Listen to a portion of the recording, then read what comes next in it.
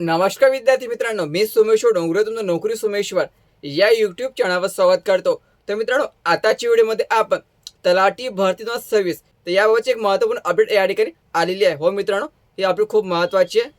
तर ही अपडेट काय आहे हे जाणून घेण्यासाठी हा व्हिडिओ तुम्ही शेवटपर्यंत पाहायचा आणि चॅनलवर नवीन असेल चॅनलला सबस्क्राईब करा. नोकरीविषयी प्रत्येक अपडेट तुम्हाला मिळत राहील. मित्रांनो, गेल्या 2 महिन्यापासून तलाठी भरतीबाबत कुठल्याही प्रकारची अपडेट अजूनपर्यंत आलेली नव्हती. पण आज एक पत्रक जाहीर करण्यात आलेलं आहे आणि या पत्रकानुसार भरती प्रक्रियेला सुरुवात लवकरच होण्याची शक्यता आहे.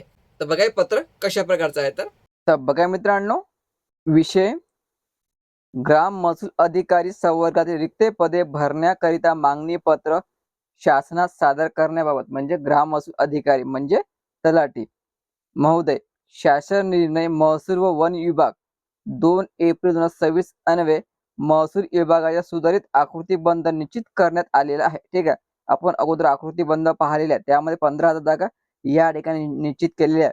त्या 15,000 पैकी मित्रांनो 3,000च्या जवळपास जागा या ठिकाणी येण्याची शक्यता आहे.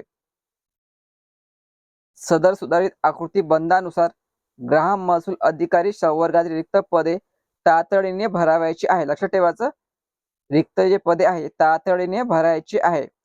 ठीक आहे, आपल्या जिल्ह्यातील ग्राम महसूल अधिकारी संवर्गातील रिक्त पदे भरण्याकरिता बिंदू नामावली मागासवर्गीय कक्षाकडून तपासून घेण्यात यावी.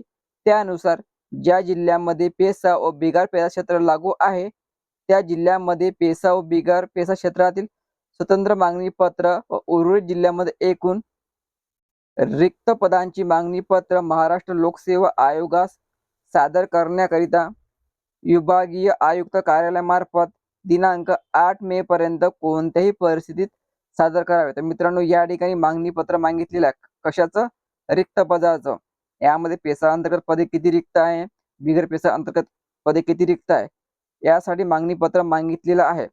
8 मे याची अंतिम तारीख देण्यात आलेली आहे. मित्रांनो, 8 मे पर्यंत संपूर्ण जिल्ह्यानुसार जागा ज्या ह्या जाहीर होणार आहे. ठीक आहे, आणि मित्रांनो सर्वात महत्त्वाचं जे आहे, तुमची जी एक्झाम आहे आता हे MPSC मार्फत होणार आहे.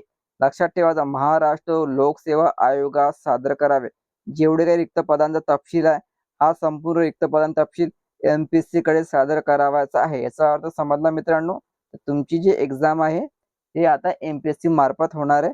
हे आता 100% या ठिकाणी खरं झालेलं आहे, जाहीर झालेलं आहे. एवढं लक्षात ठेवायचं मित्रांनो.